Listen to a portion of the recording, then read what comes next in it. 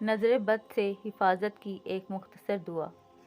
حضرت عبداللہ ابن عباس رضی اللہ تعالیٰ عنہ سے مروی ہے کہ رسول اللہ صلی اللہ علیہ وآلہ وسلم حضرت حسن و حسین رضی اللہ تعالیٰ عنہما کی ان کلمات کے ساتھ حفاظت فرماتے تھے۔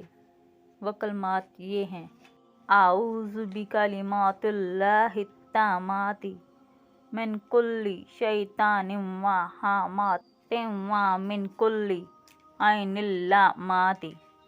میں اللہ سبحانہ و تعالیٰ کی حفاظت میں آنا چاہتا ہوں تمام جن و آسیب سے اور ہر بری نظر سے۔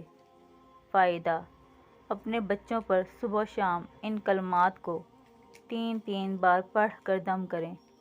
انشاءاللہ نظر سے حفاظت رہے گی، لگی ہوئی نظر اتر جائے گی اور شیطان کے شر سے حفاظت رہے گی۔